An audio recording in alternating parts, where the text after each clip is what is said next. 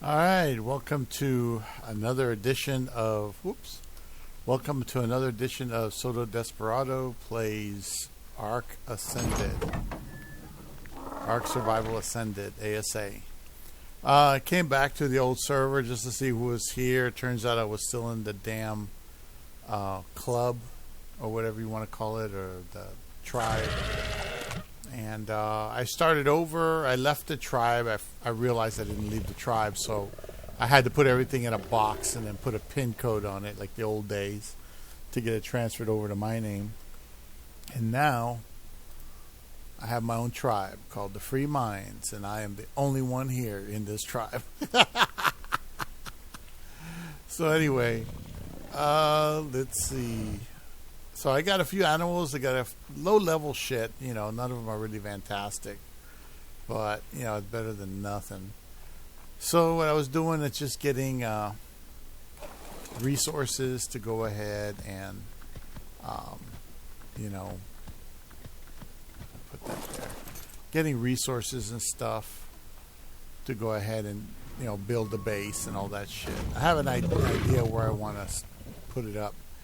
I can't build this any bigger. I ran out of part space, so I can't do much with that. But I can make behemoth gates and things like that. It just takes a while. But anyway, Big Ward is on right now. That's what I'm really doing. I'm trying to get Big Ward on there. He's live, so I'm just going to chime in here. I tested it, so theoretically you guys should see him. Big Ward, the genius. Now let's talk. On the Democrat side. There you go. Some politics here. Be careful. I think it's okay. They think it's a good idea for an 8-year-old to do this. They think it's a good idea for a man that's done had the surgery or done had the home, whatever, to go box in a ring with women, to wrestle with women, to compete against women.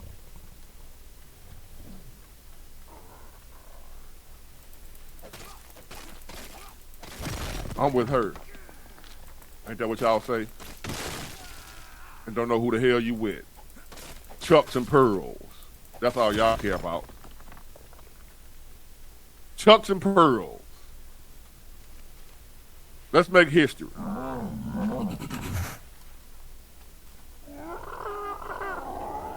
I can't believe I'm living here. I don't believe this crap.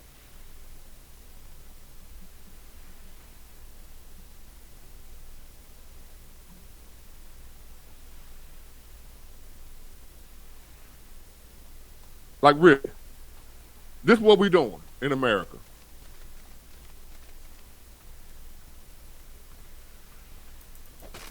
And I know for a fact, I don't know, I got black family members that's Democrats. I was a former Democrat. Even when I was a Democrat, I didn't know about all this other stuff here that came along with the Democrat Party. Even when I was a Democrat, I didn't know about, and this stuff been a part of the Democrat Party, but I didn't know it. I just went off the surface thing. When I was a Democrat, like most black Democrats now, they don't know about this other stuff. They're not voting for that. The one talking about they for her Chucks and Pearls and the AKAs and the pink and green and all that type of stuff. They ain't for all that other stuff either.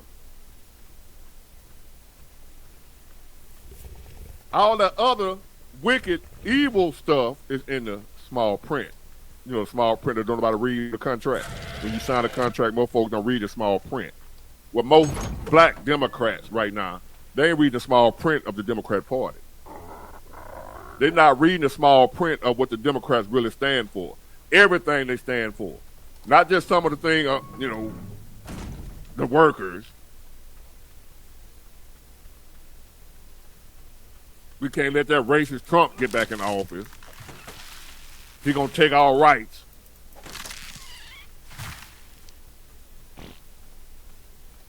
And these folks,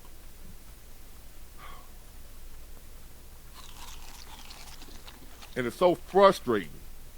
Like I said earlier, it was in a video, what have you. It's like I don't drink. I don't get high. I don't drink none of that. So anywhere, anytime I go somewhere and go out and party or hang out, what have you, at a spot, I see people around drunk people. And when I was drunk, when I used to drink, hey, it was a good time. I fit right in. Now that I don't drink, it's like, look at these damn fools.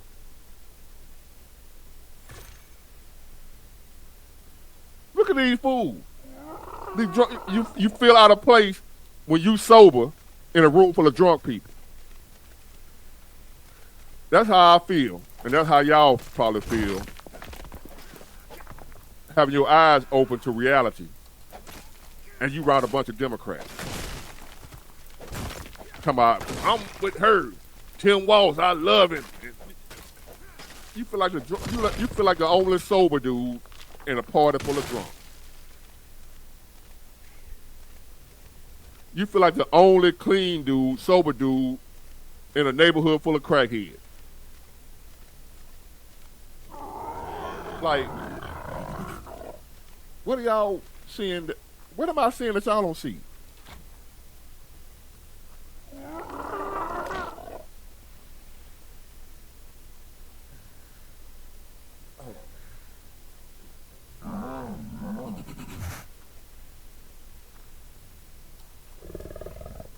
And that's why I said earlier, I don't want to hear not one Democrat. I don't want to hear one Democrat complaining about how bad the economy is. What are y'all talking about?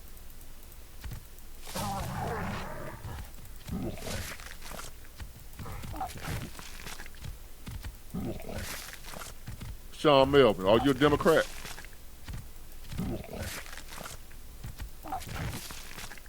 Who's standing with Republicans? Who said any damn thing about a Republican, Sean Melvin? You Democrat? Are you first of all, before I accuse you of that blasphemy of being a Democrat, are you a Democrat, and do you want to come on and talk about how great the Democrats are? Are you willing to take a chance? See, a lot of y'all are smarter than Big Ward. A lot of y'all know more than me. A lot of y'all got it all figured out, and I don't know shit. I'm an idiot. Come on here and prove your point. Let me send this link out, Sean. You a Democrat. Come tell me what's so great about the Democrat. Cause don't get it twisted. You ain't heard me now time. I'm country. I say now. You ain't heard me now time speak highly of the Republican Party. I ain't no goddamn Republican. I don't like their ass either. So keep that in mind if you want to talk to me.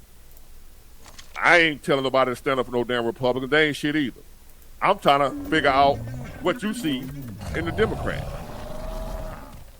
I just want to hear your opinion. I ain't going to be disrespectful. Maybe you can convince me and others and we can help Kamala win. Maybe you can change our minds. So I'm going to drop this link for Sean Melvin. That's a link to invite him to chat. Maybe I am an idiot. To face there. Maybe I was wrong. Maybe the Democrats and Kamala is what we need right now. Maybe I just don't know what the hell I'm talking about.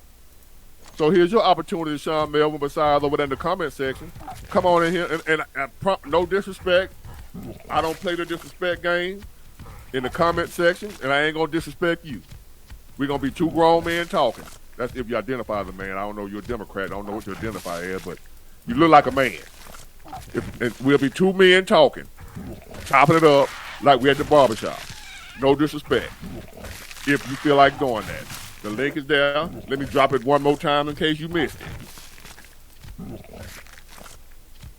With 9 times out of 10, y'all ain't going to do nothing but just stay over there in the comment section. Because you don't have nothing to back up your stance other than how bad the Republicans are. That's all y'all can do is talk about how Trump is racist, Trump 2025 project, blah, blah, blah, blah, blah, blah, blah. I ain't heard policy yet. I ain't heard y'all talk yet about that old crazy-ass housing policy she came up with. Talking about giving away houses and 150 for the immigrants.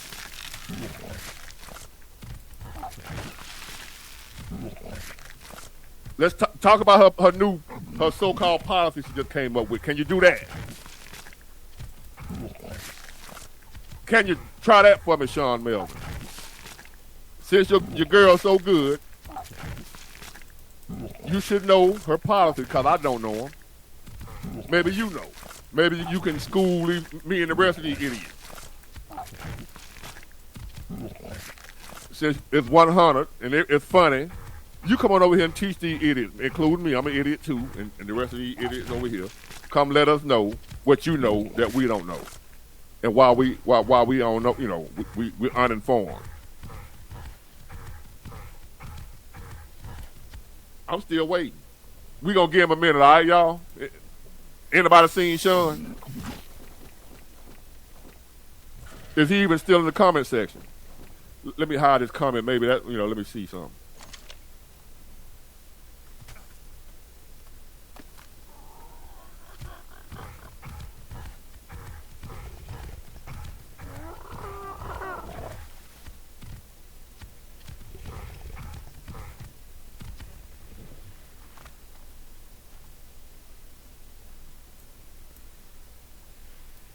I guess not, y'all. I guess not. As usual. I'm for her. I just don't know why. Or I can't tell you why. All I can do is tell you an idiot because you're not for her, but I can't tell you why I am for her. How ironic. I can call you an idiot, uninformed, sellout. They can call me sellout because I ain't for her. I can't say I lost my friend because I ain't had them to begin with, but I done lost people that claim to be their friend. I claim to be my friend. I don't. But anyway, that ain't my friend no more because they found out I wasn't. Big boy, I ain't know you thought like that. Big boy, I ain't know you for Trump.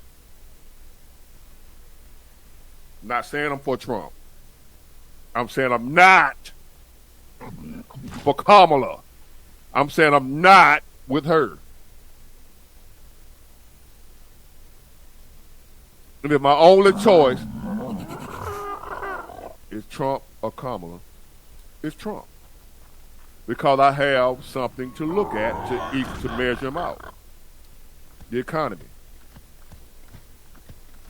The economy. That should be enough. We don't need to talk about nothing else. All right, we got the dude want to put tampons in the boys' bathroom. I get it. I don't care about that. What about the economy? We got to deal with that first. The economy and these damn illegal immigrants that's getting all this damn money and we can't get nothing.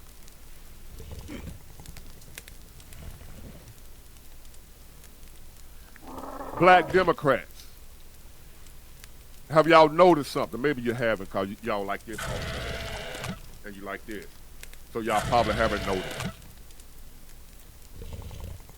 that when Ron DeSantis over there in Florida and Greg Abbott over there in Texas, what have you, when all them immigrants were flooding into the state, when they did the right thing, since y'all want them, y'all got the sanctuary cities and you love the immigrants, they shipped them up there to y'all ass. Did you notice something? Why is it that wherever the immigrants are, they're not in the white neighborhood? Black Democrat. You know, what we call a white neighborhood, the good neighborhood, West Mobile, what have you. Why is it that all the illegal immigrants are in the hood? If they want to look out for them, if they want to take good care of them, why you putting them in the ghetto where the niggers at and take up all their resources that we already don't have much of in the black community? Wherever you go into these cities that have the illegal immigrant issue, all of them in the so-called black community. Can we say black community now? Since you can't say black job, do we have a black community still? Because I heard Trump say black jobs, and that was like a racist. But for years I've been hearing about a black community, Is that racist too? Can we say that? Am I allowed to say black community? Am I allowed to say a black neighborhood? Or is that racist too? Like there's no such thing as a black neighborhood. There's no such thing as a black community. Am I allowed to say that, politically correct fool? Then we can't say black job. Can I still say black neighborhood? I'm just need permission, trying to get y'all permission. I don't want to sound racist. Uncle Tom sellout, because I'm saying the black neighborhood. But why are they sending all the immigrants to the black neighborhood only?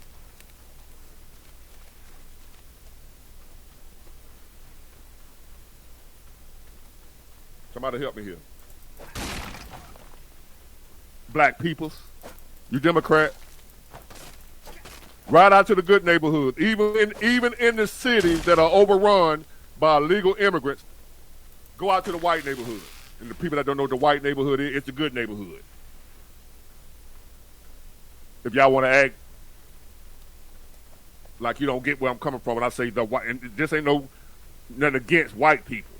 As y'all know my stance on that, I'm for who for me. I don't give a damn what color you are. So this ain't nothing against white people. I'm being real. I don't do the politically correct bullshit.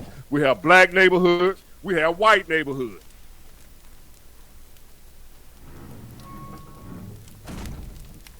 Like y'all ain't know that already. Or you ain't supposed to say it, that you got a white neighborhood. But you ain't going to find no immigrants hanging outside the Walmart, hanging outside the Lowe's, the Home Depot, and none of them white neighborhoods. That's right. They say the white suburbs have them working for them, but once they finish working, they got to get their ass up out of here. You ain't hanging around.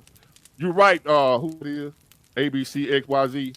The white suburbs have the immigrants out there working, but after they done working, take your ass back down there to the hood, run them niggers where you belong, cause you the new nigger.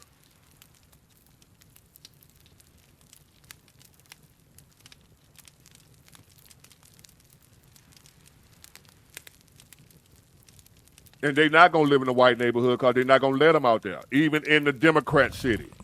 Even where the Democrats at, the Democrats bringing them to the poorest neighborhood, which happen to be who? The black neighborhood.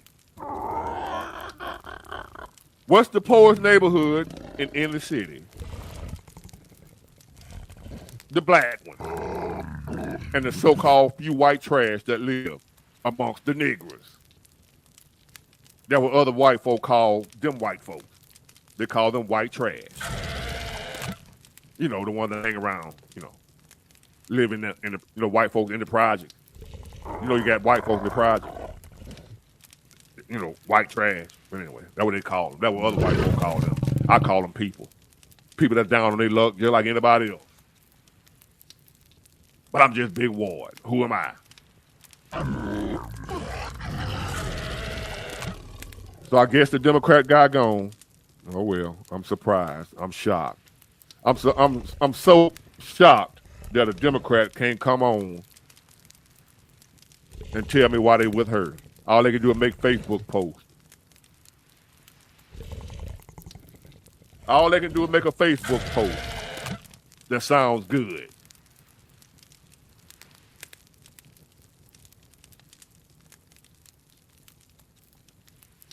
So, hey, I give up, y'all. I'm trying to get a Democrat to say anything.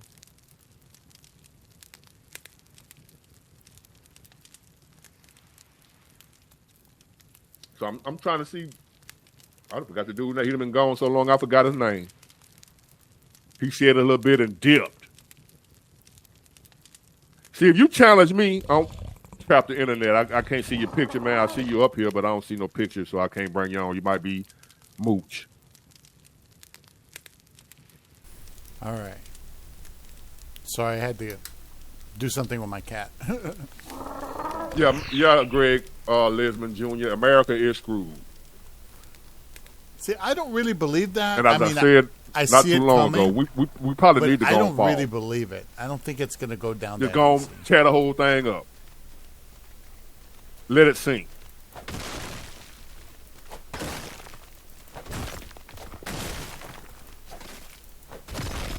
Oh my God. No, good luck, life with T. Did not coming on here. And no matter how I tell them, I'm not gonna do the disrespect thing. I look at the comment section over here. If I see y'all being disrespectful with each other, I'm gonna get y'all out of here. I don't do disrespect.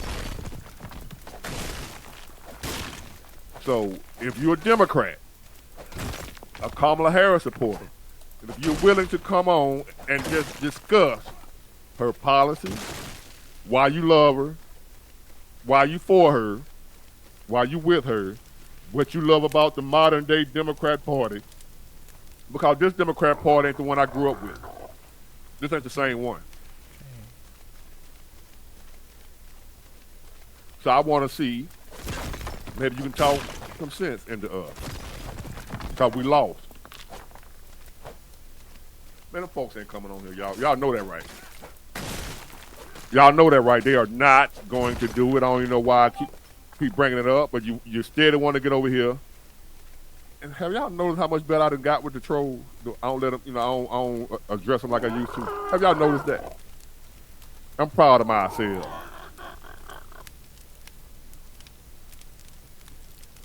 I am so proud of myself. Now let me get. Am I right? That first inclusion. That is an exclusionary aspect of Christianity. Jesus offers his love to all.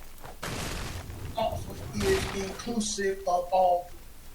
But for those who reject that love offer, that rejection causes them to be excluded. God so loved the world that he gave his only begotten Son, that whosoever believes on him should not perish. But that's the life. God sent not his Son into the world to condemn the world, but that the world through him might be saved. That's Bible. Because the world was already condemned. Believe on the name of the Son of God. Now, I felt the need to say this first. To say, not first, but because I know a lot of people don't do religion like I don't. Mm-hmm. And a lot of people don't agree with the Jesus thing or what have you. And a lot of it is because of the fake Christians, the ones who don't believe in it either but claim they do. Let me get this straight before I finish, because he's going to talk about Jesus and stuff like that, and that turns a lot of y'all off. Here's this punk. You either going to bring your punk ass on here, Sean, or you finna get banned out of here for life. It's not good to talk politics and religion with people if you're not in that field or job position. Religion is a job. Believing in God is not. Having a God in your life is not a job. Being one of you fake ass pastors is a job. That's why you get paid for it. Sean Melvin back ain't talking about shit again. If you're not a pastor or a politician, that's, you sound like a Democrat.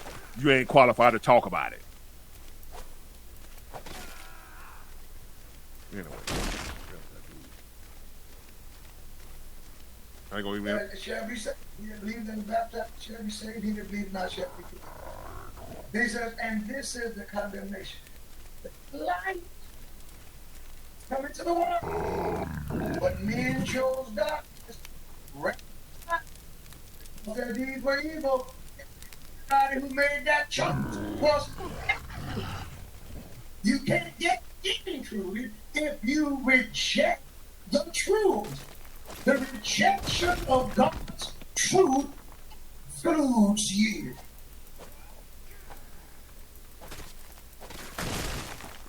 Now these woke people want to have a new style of church. Church what? Exactly, Price of War. If you're not a politician, I guess you can't talk politics, I guess, according to Sean. If you're not a pastor, you can't talk religion or God, according to Sean. In order to talk about God, you have to be a pastor.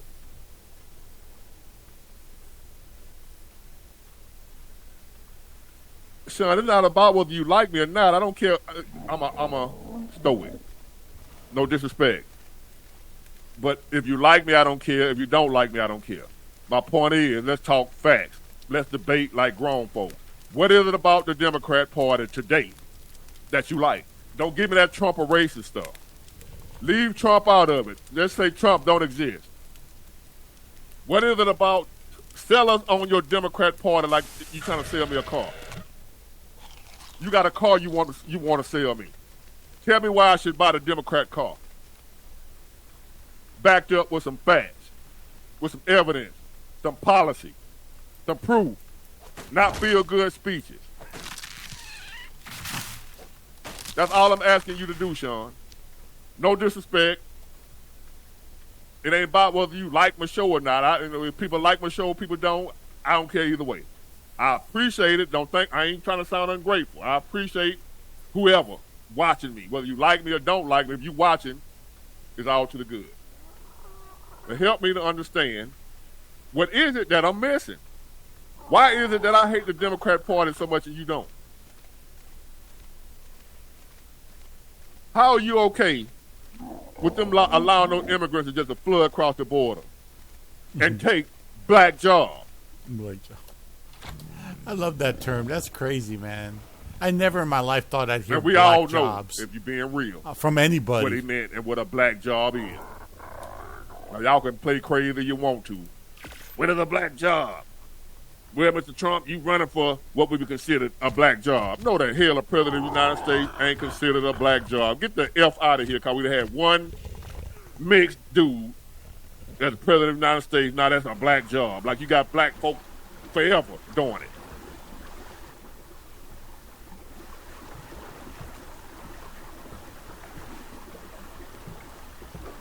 Black people are doctors.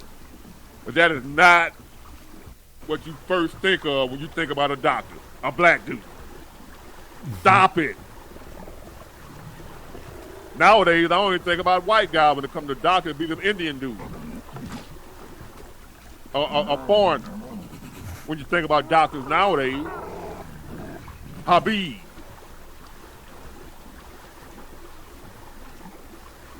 All right, come back up, Trapped Internet. You coming up next. Where you went? I was just going to put you on. Where you went, young man? I see my hand was just in the. There you go. You ain't naked, is you, man? You like you laying up in the bed. Are you naked now? I'm finna keep my hand on the button. What up, young man? I ain't naked, man. I am in the bed though.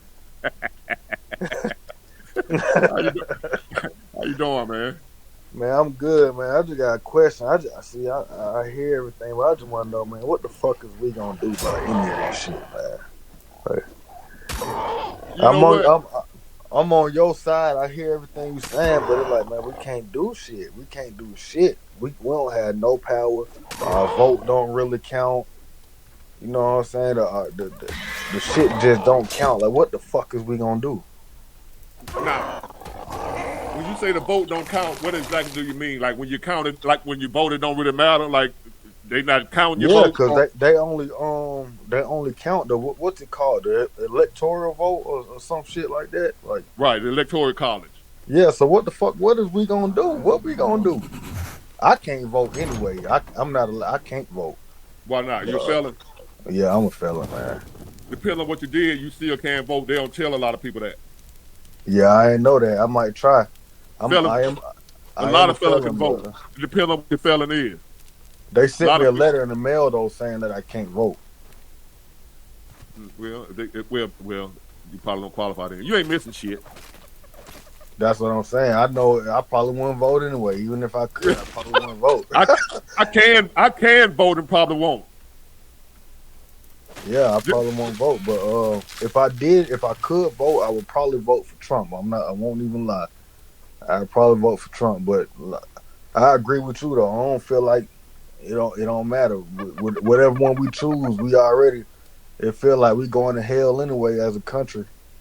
But what's gonna happen is, if she wins, we fuck. If he wins, I think we still fuck. I think we have a better chance with him But the reason I say we fuck, even if he win, is because they're gonna come against him so hard. Because they don't want him to succeed. I think, like they just tried the assassination thing. And they did the felon stuff. And they did the... A felon can't vote, but a felon can be president. Make it make sense. Felons can vote. That's what I'm saying. Like, shit crazy. Like, but felons can vote depending on your felony. Yeah. And I don't see him as a felon because I feel like they throw some trumped up charges on him. I'm from the hood, from the street. I know how the justice system works, man. And you know how that shit goes. Hell yeah, I know. I'm just like you, man. Look, I'm in the bed because I got to get up early. I got my vest ready in the morning. I drive trucks just like you, man. I do the same shit. So, shit, I know exactly where you come from. But when they talking about that felony stuff, he's a felon. Like, what the hell? All them old bullshit, 34 damn charges. I ain't never seen nobody go to court with 34 charges and get convicted on every one of them. Exactly. Especially a rich white man. I feel like it's crazy. I feel like it's crazy that we all just witnessed they try to kill this man on live TV. And it seems like now nobody talking about it. But y'all don't realize what just happened. They almost just blew this man's head off on live on live TV. And then nobody talking about, like, boy, that's not normal. Y'all don't see what's going on? They almost just killed that man. And these fools talking about it was fake. It was staged. Man, that shit wasn't fake. Who want to fake a bullet going by his head? Like, I'm not trying that. We're not even about to try that. Like, they say it was fake. But yet the FBI testifying in front of Congress that it really happened. It wasn't fake. The FBI. A lot of people overlooked that. Them same Democrat, man, that shit was fake. That shit was staged. It was a setup. The FBI testified it was not fake. The damn the head of the Secret Service, she resigned. She quit. If it was fake, why she quit? Yeah, it's a reason they acting like that too, man. They want this man out of there. It's a reason. They want him out of there, man. So when they come with that he convicted felon shit, I don't pay that shit. No, that shit fake, man. That man ain't no damn felon. They put them charges. I done seen them they plant guns on people. They plant drugs on people. They've been doing this shit forever. Y'all just seeing it. Yeah. Joker like me, I already know how they operate. So that man is not all that. He's a felon, man. Get the F out of here, y'all crazy. They don't care about that shit for real anyway. No, they don't care. I tell you what. Yeah. Let some charges come out on Kamala Harris and see if they stop supporting them. Exactly. No, they ain't gonna stop. If they come out with some charges on her right now, saying, when she had a DUI in college. Oh, she was just in college. So is she black or not, man? But it don't matter though, whether she is or she ain't. I don't even understand the argument about that. Is she black? I don't care what she is. Yeah. That don't even matter. When I say I don't care if she black or not. I don't care if she a woman or not. All I care about, what the hell she talking about doing, man? We fucked up out here. Yeah, we fucked up, man. I don't care. I ain't gonna get into that if she black shit. I don't care. She ain't really black. Only reason I care is because in the community, I'm in Atlanta, man. So we got it, black folk, pretty much. And all I see is people talking about, oh, this is the first black woman that getting in. But if she ain't black, what the fuck is y'all talking about? That's the only reason I ask if she black. Because all these black folks keep on saying this the first black woman president, trying to compare her to like Obama, like this like an Obama situation. But if she ain't black, it's not that though. Obama ass wasn't even all the way black. So I'm just trying to see what the fuck everybody talking about. If she not black, then what y'all talking about? I'm gonna answer this, and there's gonna be some people that don't agree with me. I'm independent, and I believe in telling the truth. I'm not biased. I believe in facts. She black. I'm gonna tell you why she black. I saw her dad. That's a black dude. Yeah. Her dad is black. Yeah. She haven't claimed black in a while because she claimed whatever benefited her at the time. Yeah.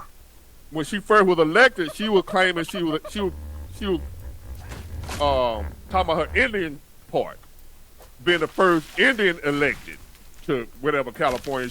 So she played off that part of her heritage.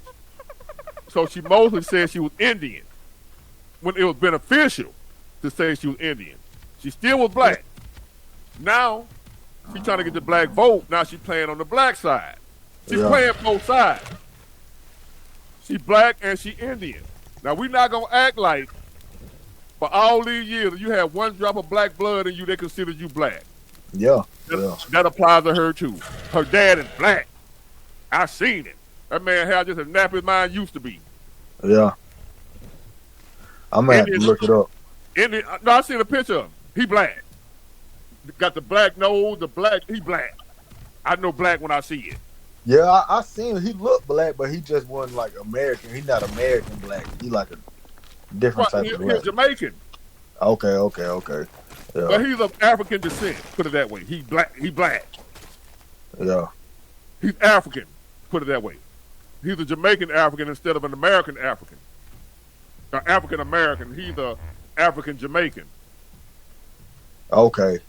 So yeah, he black, but She black. If she got one, even if her dad mixed with anything, he still got black in him.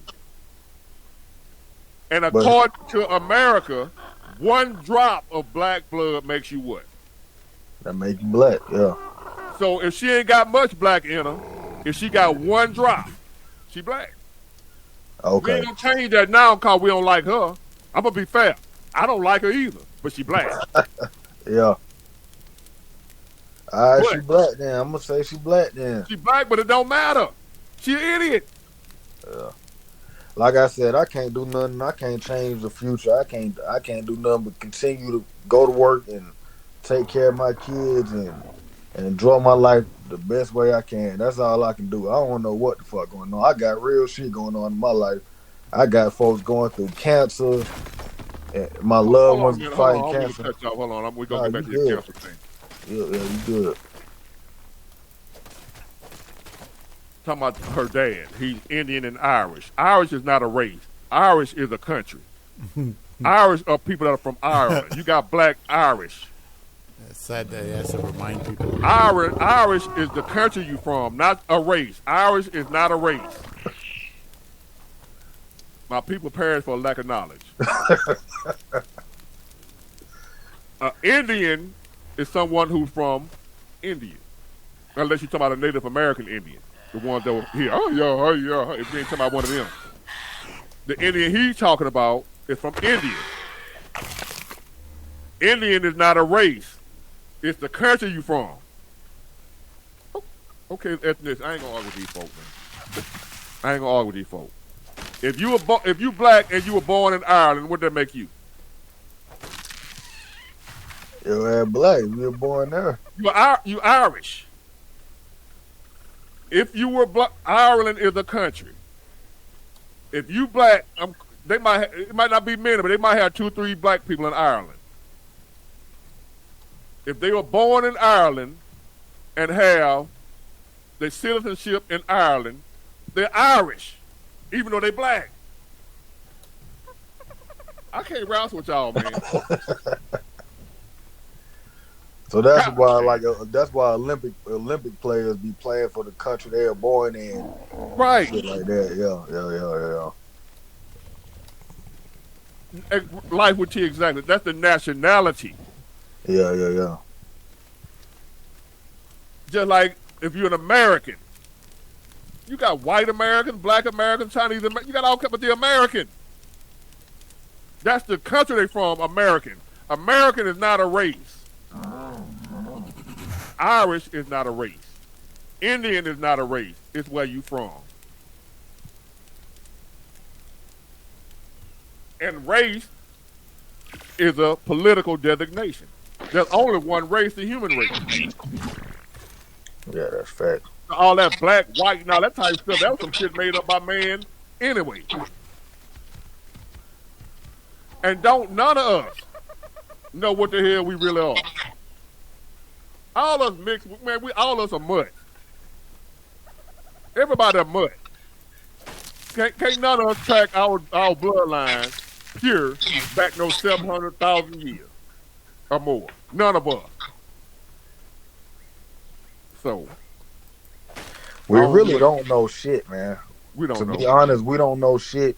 I think people think too deep about life and what's really going on. Me reading books and just learning, I realized the purpose of life is to come on this earth and spread as much love as you can until it's time to go. That's really what the purpose is. All this other shit is from being brainwashed. It's a program. It's from people being programmed. All this shit is divide and conquer. Democrats, Republicans, everything's divide and conquer. That's why it's red and blue. It's just like blood and Crips. Everything's divide and conquer. That's the whole. That's the purpose, to get us to fall in line and to be under control. That's all this shit is, for real. That's all a this shit valid is a conclusion. distraction from what our purpose really is for life and to coming on this earth. It's to spread love and to spread positivity among our people. All this shit is just going against that. That's really what's going on, for real, for real. That's what this shit is. That's why while we talking about this bullshit right now, it's really other shit that people should be focused on right now. But instead of that, we talking about fucking Kamala and Trump as this two fucking people out of billions of people on this planet that we got our focus on, when there's really other shit going on. While we talking about these motherfuckers right here, it's some kids being kidnapped right now. It's some kids being sex trafficked right now. It's probably somebody in our neighborhood right now that need our help. But instead of focusing on that, we focusing on two people on this planet. You know what I'm saying? There's really a lot of other shit going on that we need to be worried about. But I'm to the point in my life, I realize shit, but I understand shit. But man, I just do it. I just do what I do, man. I'm just here till I'm gone. Make sure my kids straight. Make sure they know what's going on. That's all I can do. I'm gonna try my best to be positive, but besides that, man, I can't even get into all this shit, for real. Don't even let it worry you, man. Yeah. Don't let it worry you, bro. Yeah. Turn me down in the background, whatever you listen to me on. It's on my phone. But I'm about to get off here though. I appreciate it, man. Man, I've been watching your videos for a long time. I just want to show my love real quick, man. I appreciate it. I'm about to get off here though. I gotta get my ass up 4 a.m. Me too. That's what I'm gonna do. I'm gonna do about another 10 minutes. I'm out of here. Hell yeah, I appreciate it though. All right, I thank you. And I'll be back Saturday, man. Saturday night. All right, I'll be on here. All right, appreciate it. All right. Oh, Lord have mercy. Just like he said. What the hell we gonna do?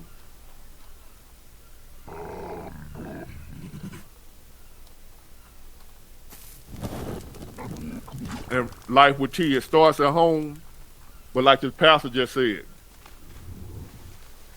you teaching your kids how to be, but then you send them out into a world where they're teaching them against what you teach them. That's the scary part, life with T. It starts at home.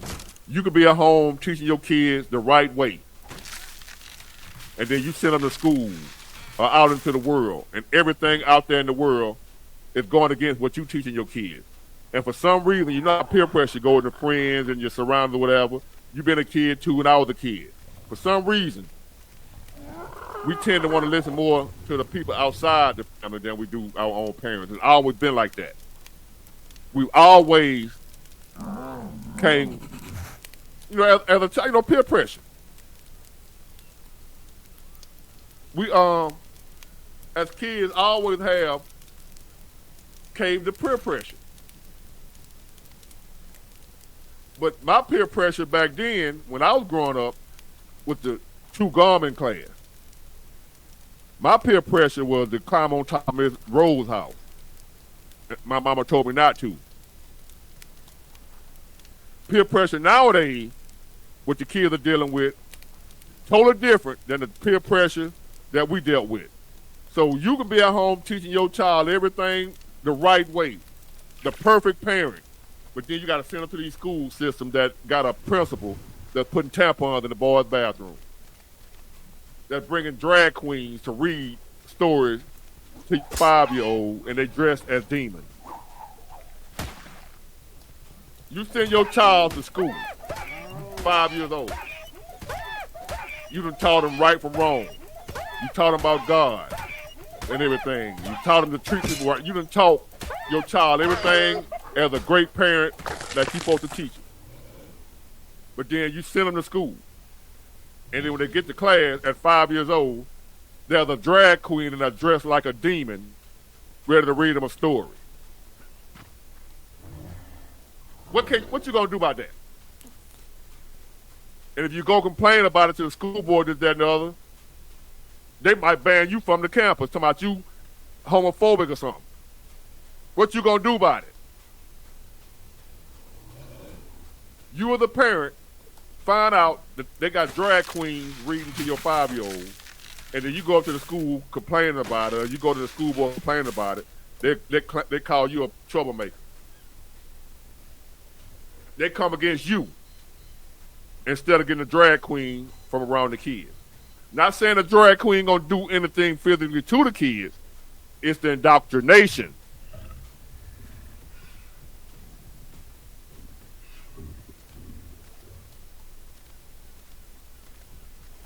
Man, I will see y'all Saturday night. Get it, got it, good. Bye.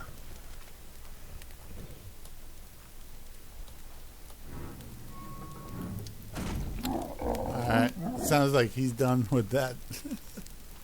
Yeah, I mean, he gets deep into the politics. I thought he wasn't going to ever go there, personally. But he does. He really does go there. And it's interesting because not a lot of people are getting that way. You know what I mean? Not a lot of people are going to go that direction for any reason.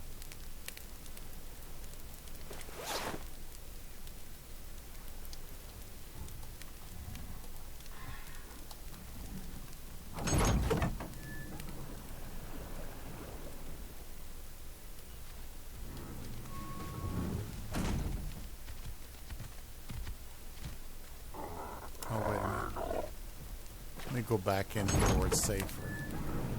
And I'll switch screens. So we'll see something else. Hopefully this will stay okay. There we go. Alright, Big Word the Genius. Love that guy. Seems like a nice dude. Let's see.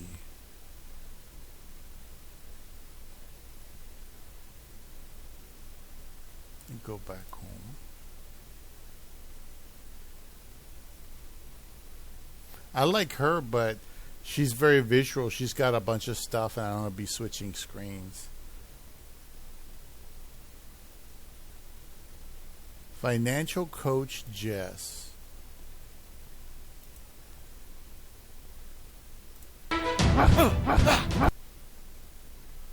Alright.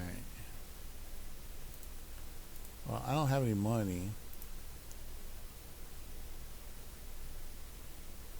It looks like she does have some visual aids, but she didn't have like a whole lot. So we'll listen to Financial Coach Jess. Bye-bye income. Husband Ethan quit his full-time job after being at Nike for 2 weeks ago. My husband Ethan quit his full-time job after being at Nike for 7 years. And the last 2 months have been absolutely insane as we have been scrambling, trying to figure out our new insurance, how to live off of our savings, our new income, finishing up our taxes, reining in our budget, using up doctor's visits. Needless to say, we did not expect this to happen. We thought Ethan was going to be working full-time still for a few more years before we would be able to transition to him being full-time in real estate. But God said, no, you're done now. This story is so rich, so I'm just going to jump right in. Ethan being a full-time real estate investor has been a long-term goal of ours really since 2020. We got our feet wet with real estate in 2020 when we helped a friend of ours flip a house, and Ethan loved it. It fits a lot of his skills. The problem with real estate is that doing it while working your full-time job is nearly impossible. And our very first property, which we call Edgy, nearly killed us. We learned that it was not going to be sustainable long-term for Ethan to be working full-time and then also be all in on real estate. We really needed to choose either taking the leap and going all in on real estate, or we needed to adjust the vision. And while we were willing to slowly work toward being a full-time real estate investor, the sacrifice was becoming bigger and bigger. About 6 months ago, I was listening to a podcast called Walk in Love, and they were talking about their decision to move from the Northeast to Hawaii, and how Hawaii had kind of been in the back of their mind for a little bit, and then one day, boom, it was like, okay, we are called, we're doing this. 2 months later, they're living in Hawaii, and they never looked back. And as I was listening to this, I was like, what? I could never. Like, this is such a big decision with so many implications for you, your kids, your extended family. I could never make such a big, life-changing decision like that in such a short amount of time. So fast forward a couple weeks later, and God planted another seed in my mind. And side note here, during COVID, I got really into sailing families, like families that live on sailboats and sail the world. They have like YouTube channels and things. Anyway, it doesn't matter. I was watching one of those, and they were talking about how they had decided that they were done. They were completely done. They sold the boat. They were giving up that lifestyle. They bought a house. They had already moved. Totally upended their life, changed the course of their life forever. And they were talking about the decision, and they're like, yeah, God just opened doors and led us here. We weren't really looking at this, but it happened. And I'm thinking to myself, what? This is the second time I've heard of a family just like dropping everything and changing their life. And I'm like, there's people be making very rash decisions out here. Like a bunch of adrenaline junkies, get some help or something. A couple weeks later, after that, it is Eclipse Day. And Eclipse Day is already a little weird. You've got some people like borderline worshiping it. A lot of people just don't care at all, but there's this weird FOMO around it anyway. And all I could think about all day was Eclipse Day in 2017. And if you haven't heard the story, I'll link the video right here. On Eclipse Day in 2017, that day changed my life forever because I decided to invest in Bookkeeper Launch. I started my own business. I quit my job shortly after, and my life was forever changed. I had been looking for an out from my full-time job for a long time, but I just hadn't found anything that really fit my skills and what I was looking for with being able to stay home with my future kids. And I found Bookkeeper Launch, and the sale for the program ended the day that I found it on Eclipse Day. And this is 1000% a true story. I didn't invest that day, and I could not sleep that night. I was so restless. I had so much regret when I woke up that morning, and I emailed Bookkeeper Launch, and I was like, hey, I made a mistake. Like, I missed the cutoff. I didn't invest. If you're willing to give me that discount still, I will purchase it. Like, I will do it. I'm all in. And I knew that they had every right to say no, but they said yes. And this is also kind of a fun fact. If you go through in my webinars for my courses, I run a 7-day discount after that. And if you miss the discount and you email me that you regret that and you wish you could have signed up with the discount, I always say yes. Always, always, always. Because I was shown kindness. They let me into the program with the discount when I didn't even have the money. With the discount, I didn't have enough money to do it. And it changed my life forever. So I always want to pay that forward to other people. And I hope that it changes their lives too. So they said yes. Like I said, we couldn't afford it. So we put it on a credit card. And then we prayed real hard. And I worked even harder.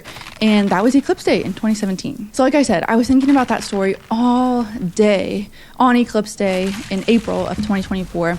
And Ethan gets home after work, and we kind of knew that we were coming to a crossroads with real estate. We've got one short-term rental, fairly high maintenance compared to long-term rentals because of the constant reviews, especially early on when you just post the property. You really, really need all 5-star reviews and some other things in order for Airbnb to promote your property. It's a lot. He was working at Nike full time, and then he was managing the Airbnb. I've got my business, and then I'm watching Kai full time. It was a lot. We were spread really, really thin, and we were dragging our feet on the next property because we were like, how are we going to make this work? So we revisit that. We're talking about it, and Ethan says that he needs to quit his job. And I'm like, what? No. I'm like, this is so fast. There is so much risk. What if something happens? Instant tears running down my face. I've cried so hard on every Eclipse Day that I've lived through. There's a theme here. Thankfully, we have like 20 years until the next one. So we put emotion aside, aka I try to stop trying long enough to logically talk about what our options are here, because I know in the back of my head, I know that one of our strengths as a couple is coming up with creative solutions to complex problems. And we honestly went to bed that night having decided that Ethan was going to quit his job in 2 months, which was just enough time for us to tie up all the loose ends and get us ready to take the leap. I have felt so much calm and trust in him quitting his job, interspersed with major episodes of panic, but overall, I really feel that this is the perfect time for him to quit Nike and go full-time in real estate. God has gone before us in so many ways and prepared our hearts, prepared our knowledge, and our grit. You need so much grit as a new entrepreneur. But even just a quick snapshot of how God planted those seeds in my mind months before we actually had to make that decision so that I could become familiar with making big decisions in a very short amount of time. I really think that this is so telling that God is walking with us through this and leading us into a new adventure. Ethan and I have talked about how our kids won't even remember him working at Nike. They'll only know him as a real estate investor, which is so cool because we've had this vision for so long and now it's finally materialized and it's happened so much faster than we ever expected. What this means for you can now invest with us. And I know there's so many successful bookkeepers and financial coaches and entrepreneurs and professionals that follow me and are connected to me. And this is an opportunity for you to be a very real part of our real estate journey. There's a link below that you can click to fill out a brief survey if you're interested in financially partnering with us. The questions include contact info, if you are an accredited investor or not, how much you're looking to invest, term length, rate of return you are seeking, and how soon you are interested in investing with us. As we find deals, we send those to our private money investors that are interested, and then formal contracts follow. This survey just tells us that you're interested, and it helps us better match our deals with your investing goals. Full transparency, this really is an opportunity for you and not necessarily a need of ours. We have funds that we can use, and we also have access to hard money investors. Ethan is going to be doing flips and long-term rentals, whether we get any interest from my audience or not. But I think this is a really cool opportunity for my viewers to be able to make money with us as we grow. You guys know my heart. You know my journey, you know my track record of business growth since 2017, and now we're just going to be doing it with real estate. Ethan has absolutely crushed our Airbnb. It hasn't even been available for a full year yet, and we net $2,500 in June, and we're projected to do even more this month in July. All right, I'm a seller. I'm sorry. I'm going to stop selling. You guys know, if you have funds, you're interested, and you want to make 10 to 12% on that money in 3 to 6-ish months max, click the link below, fill out the survey, and see some of our deals. This next part of the video, I want to walk you through what we have done in the last 2 months to prepare ourselves for Ethan to leave his full-time job and what we've done to prepare ourselves for this new stage of life. Basically, how did I get from sobbing the day he told me he wanted to leave Nike to feeling 110% confident in actually pulling the trigger 2 months later? Number one, remember the lion and the bear. And I purposefully put this as number one because I truly think it is the most important and it's where all the other things stem from. So what is the lion and the bear? So everyone knows the story of David and Goliath, the underdog versus the giant.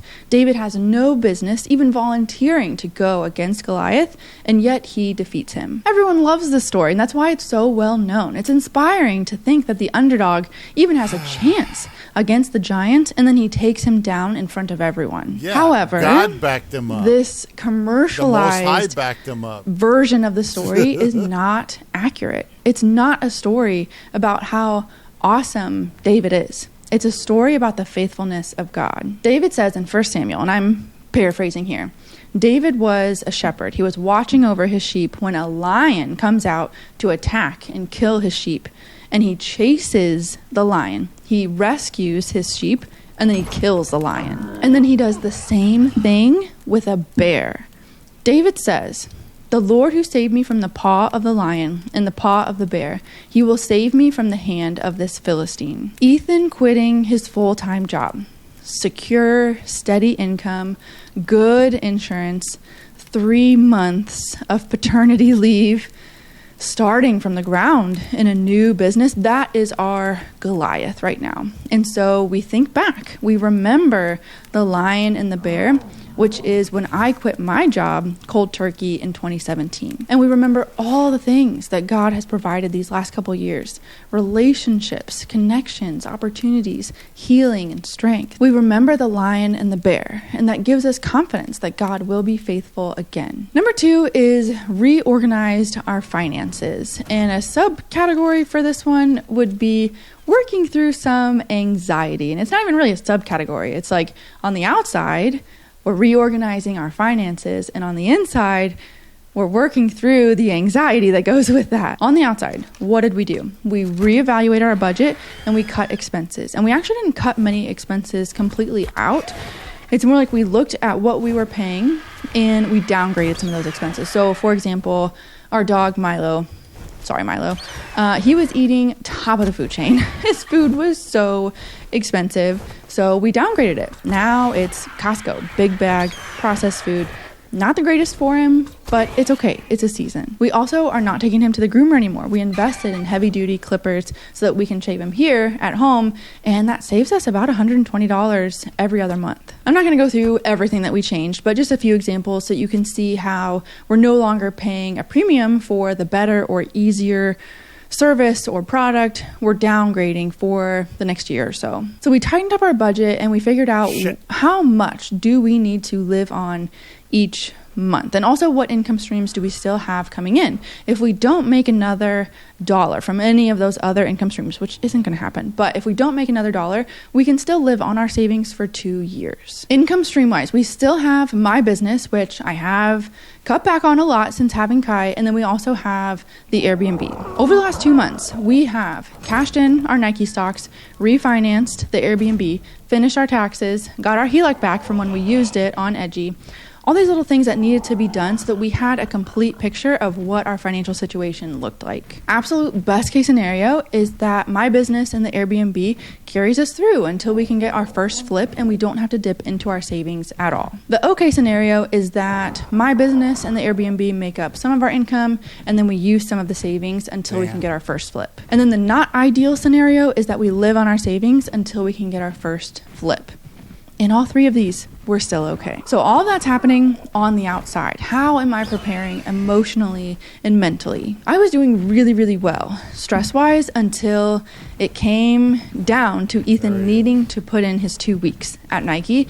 And then it was just like every worst case scenario was just on loop in my head. But I'm really proud of myself for recognizing that this was anxiety. I think in the past, I would have just continued to spiral and actually made a really good argument on why we should wait a little bit longer. But I recognize that it is anxiety. And while all this is happening, I read or I hear somewhere, I don't remember where, but I wrote it down. They said anxiety misinforms us. It says for us to control when we need to let go. This is me 100%.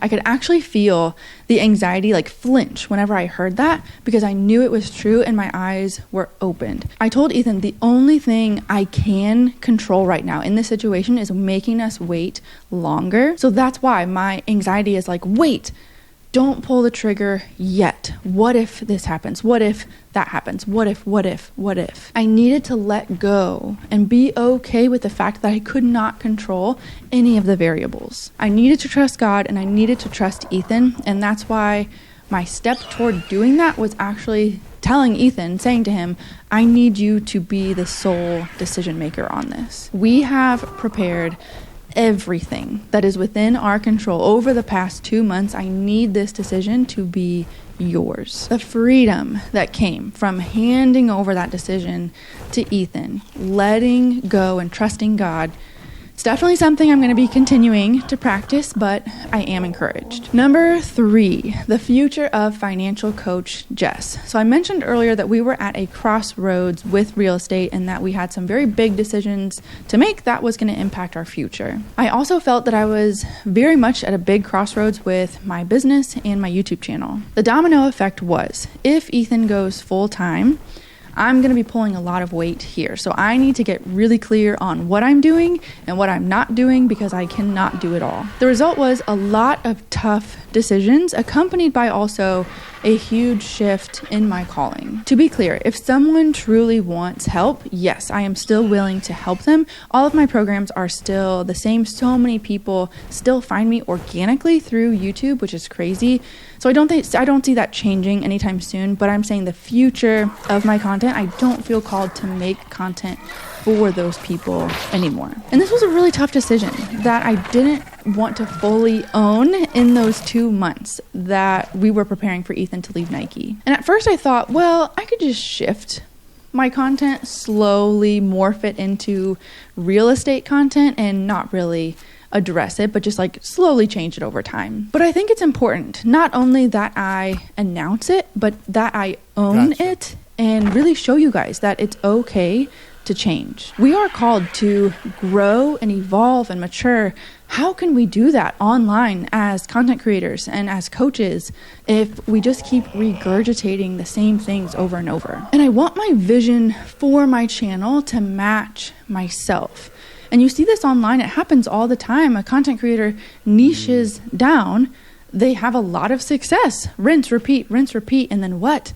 They burn out. Niching down is so great for initial success. You need to start there as an entrepreneur. I definitely stand by that, and I've said it all over my YouTube channel. But if I'm being honest here, I don't need to do that anymore. And I keep coming back to this throughout all this decision making and thinking about the future of my channel. I keep coming back to this. I didn't create a business so that I can hire someone to watch my kids while I work on my business. I started my business so that I can stay home and I can raise my kids. And I've done that. When I was 29 years old and we paid off our house, I knew I had done that then. And when you beat the game, you don't have to keep playing. I don't have to keep playing the algorithm game, the thumbnail game, the title and tags and hook and outro game. Creating YouTube content doesn't burn me out. I actually really enjoy it. Catering to the YouTube algorithm really burns me out. As a result, I've decided if I'm going to make YouTube content at this point in my life and in my business, I'm not going to be catering to the algorithm. I'm not going to do any more tags. My videos are not going to be overly edited. I'm not going to research the topic ahead of time or put keywords in my title. I may not even do a thumbnail. It's going to get crazy in here. TJ Musidis from Walk in Love. I shouted them out earlier. Great podcast. Definitely listen to it. He runs an e-commerce business, and he said on his podcast that he feels like a pseudo entertainment company. And I was like, yes, I feel that. Trying to keep people's attention in this day and age online is exhausting. I don't want to be a pseudo entertainment company, and yet if you have an online business, that's kind of what it's become. You have to hook your audience, and then you have to hold their attention. You have to get them to like and follow and subscribe and blah, blah, blah, blah, blah. I'm just not an entertainment business. Like, I've seen other finance channels blow up, and a lot of times it's gimmicky. They have false information. They have stuff that's incorrect in their videos, and I'm just not going to do that. You truly don't have to keep playing the game when you won, and I've done what I came here to do. It's very freeing. Also a little intimidating. Like, who am I without all the strategies and keywords? So stupid. Anyway, you can expect more real estate adventures and stories. I am pumped to take you all along on this journey and hopefully inspire others to do the same, to take the leap and follow their dreams. In summary, what is happening to Financial Coach Jess? I do all of the back end, all of the bookkeeping for Ethan's real estate business, and then I also have my other bookkeeping clients. My programs as of right now are going to be staying the same because that's all done, but my content on YouTube is going to be changing moving forward. More life, more real estate, more lessons learned, less personal finance on my YouTube channel. Last thing I want to talk about is a doozy, and I'm honestly still processing this. I'm sure a lot of this is going to come spilling out in future videos, but I recently read Die with Zero, and I'm not being dramatic when I tell you that this is a life-changing book. Like, decisions and choices that I make in my life will be different because of this book. I really want to make it a goal to read this book, Die with Zero, yearly, because every single year of my life is different, and that makes more sense when you know more about the book. So the premise of the book is, you might have seen this chart circling the internet before, but it's basically like as you grow up and become an older person, in your 20s and 30s, when you're a little bit younger, you have a lot of health and you have a lot of time, but you don't have a lot of money yet. As you get older, you have a lot of wealth and you have health, but then you don't have the time. And then as you're nearing retirement or even after retirement, you have the money and you have the time, but you no longer have the health. So it's this sort of conundrum, right? And a little bit of a depressing chart if you think about it for too long. But this book is all about how to maximize your time, your health, and your money so that you ultimately die at zero with a full life, full of no regrets. One of his big points that truly magnified this entire experience with leaving Nike and going full-time was that there are only certain experiences that you can have at certain points in your life. For example, there's only certain things that you can do in your 20s and 30s that you can't do in your 50s and 60s. And he doesn't talk about this too much in the book, but it works the other way around too. If you're in your 60s, you don't get to be grandparents if you didn't have kids in your 20s and 30s. You don't get to retire in your 50s or 60s if you didn't invest and create multiple streams of income when you were younger. This book rocked me in the best way. And it's very overwhelming and sobering when you, quote unquote, plan out your life, which is why I want to read this book every year, at least every couple years, because there are things that I want to do in my 30s that I don't think I'll have the opportunity to do in my 40s, and I don't want to have any regret, or I don't want to live in fear of I don't want to spend too much money because we don't have a W-2 to fall back on. Reading this book at this time in my life was perfection. It validated our decision for Ethan to leave Nike and start the business. It solidified my decision to change the direction of Financial Coach Jess and change my content really altogether. This book is the definition of seize the day in the most heart-wrenching way possible. To sign off, I want to leave you with a question that I've been chewing on, and it's this. Do you believe that the best, fill in the blank, is ahead of you? And it's one thing to say that the best days are ahead of you. From what I read online, most people are not saying that, let alone believing it. I want to say it and believe it about everything. Everything.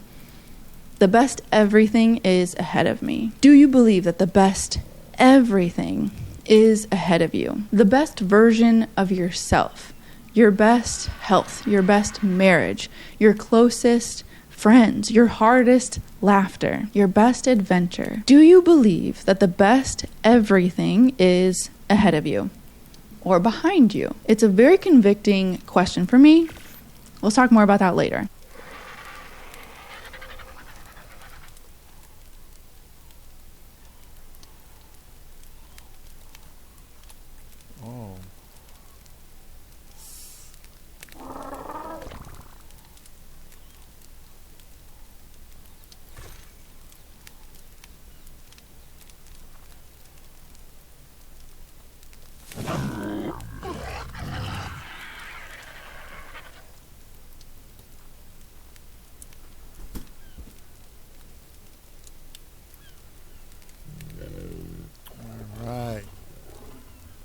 So, she's full of energy. Anyway, bye-bye income. I'll give her a thumbs up because you put so much work into that. Shout out to Ruth. She's trying to build a future for her family. It's obvious. 6 hours ago, huh? Keep full review. Stay-at-home mom with a dream job. 7 years after purchasing bookkeeper launch. Yeah. I used to pursue the passion of, wanting to work for others and be a competent worker and all this, become qualified, respectable. And what I found out in hindsight is it doesn't matter what field you go into, and sometimes even if you own your own business, if you don't have enough money coming in, speaking of passive income, to go out on a vacation for a couple of weeks, then in reality, you failed to achieve that objective that she just mentioned for retirement. So when I was young, I thought everything was going to be okay. I had a very innocent faith that everything was going to be just fine. And I didn't have to worry about anything. I'm just waiting for that to cook so I can make another pike, because I'm going to be probably killing a bunch of stuff right now. I got a level 40 piece of shit bird, but it's only for weight. That's why I'm putting everything into weight. The only sad thing is that, yeah, it's only got 1,000 health. I need to go get more chitin. I need to kill things that give me chitin in order to make a saddle for this animal. So I did manage to create some behemoth gates, 6 of them. So that's good. That'll get me started later. But I personally, when it comes down to it, I had bad luck because I had a mother who psychologically conditioned me to be a weak motherfucker. Out there in the world,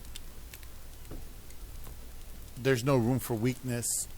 Everything's a scam, a con. Everybody's trying to manipulate and enslave the other person to their will. And it's a totally different psychology out there. It's nothing like in church. I went to church looking for something innocent and pure.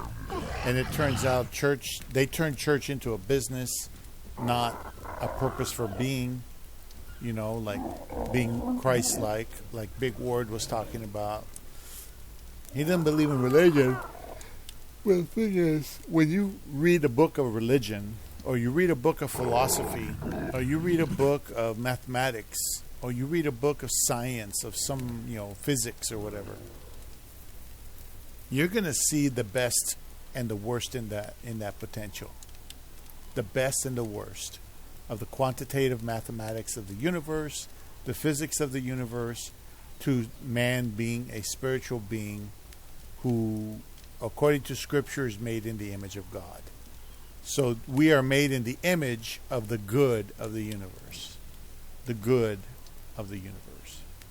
But we don't act very good most of the time. We've been conditioned and repurposed to serve evil, cruel masters who pretty much are never going to reveal themselves. We know they're there, but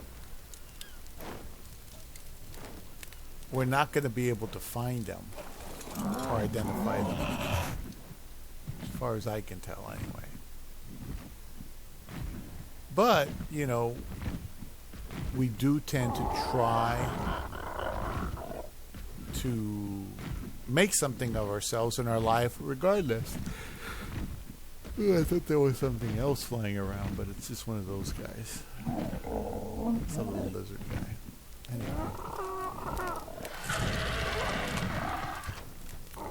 Anyway, my conclusion is that people don't care because they're conditioned to not care. And if you look at people's lives, like my life, for example, because I can use my life as an example, abuse, neglect, people not giving me conventional wisdom, me not willing to take chances out of fear, things like that lead up to very bad conclusions. And most people that are healthy, what I've noticed is they talk a good game and they're outwardly a perfect act, but inwardly they don't give a shit. I've met people that come off as good and decent, like a pastor, but they're shit.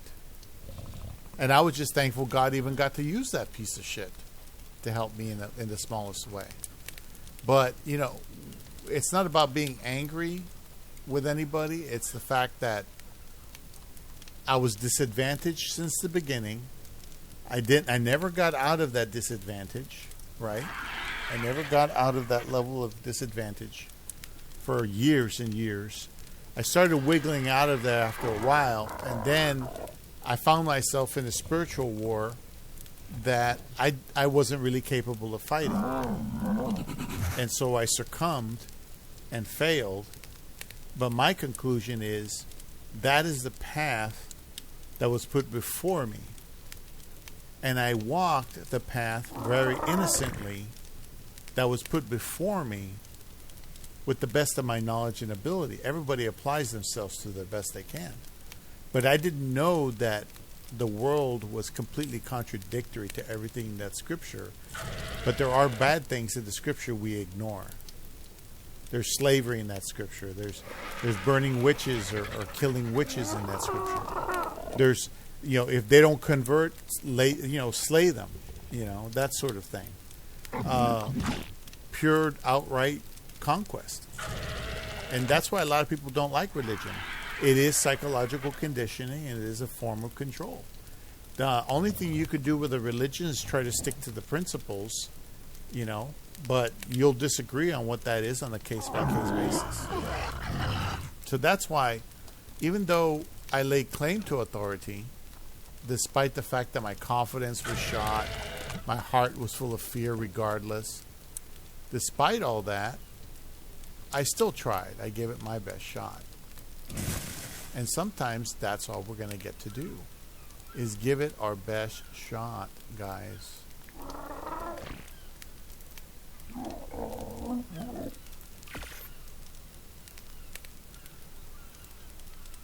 And I'm just surprised that I didn't do more, I didn't accomplish more with this life.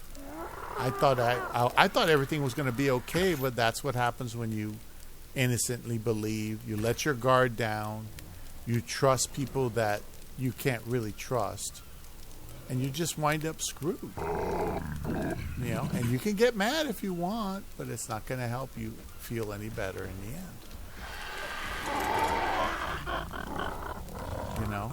It isn't.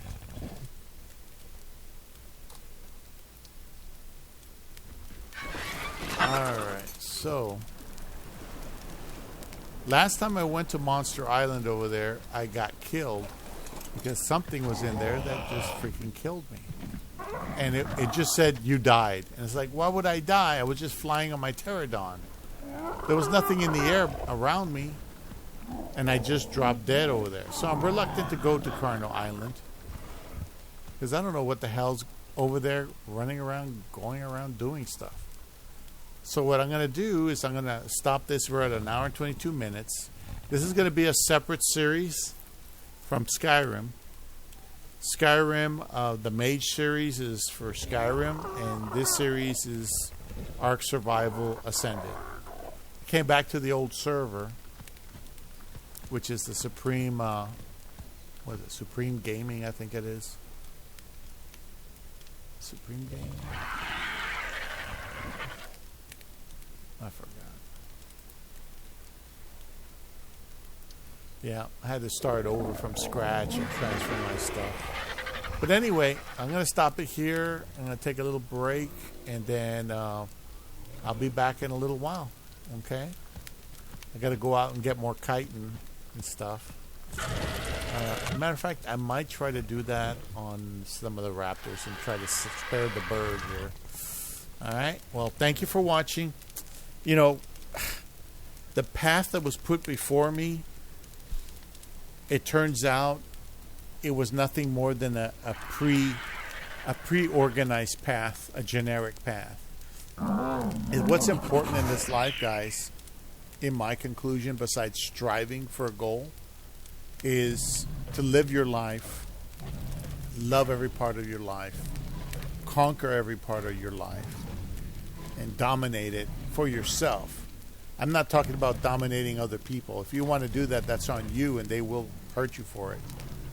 But live your life, dominate your personal area, your personal dominion, your attributes, and just live your life. Don't be afraid, don't be angry, don't be upset, just be thankful. Humility and thankfulness always covers me. Faithfulness and goodness, righteousness, as much as you can muster, is always good for you. We were made in the image of good. We should stay in the image of good. If you go dark, you get tempted, then wait for the good to come through and give you something else. That's not religion. It's not really anything but my experience going through the virtues and the principles of what faith really is. Faith overcomes the world. The world doesn't overcome faith. The world tries to destroy faith. And that's what I let happen. I let the world destroy my faith.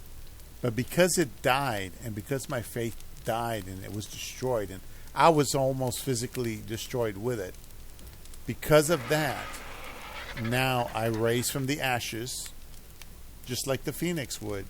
I rise from the ashes, and a higher faith, a stronger faith, a better conclusive faith, you know. So in other words, you get an opportunity when you die, when you fail, when you go down, to pick yourself up and then learn from your mistakes and move forward, if you're still in this world. If you're running around picking fights with everybody, trust me, you're going to wind up in trouble, and you're just wasting your time. For all that, stay home, play video games like I do, if you want to run around picking fights with people. But anyway, good luck to you all. It's an hour and 25 minutes.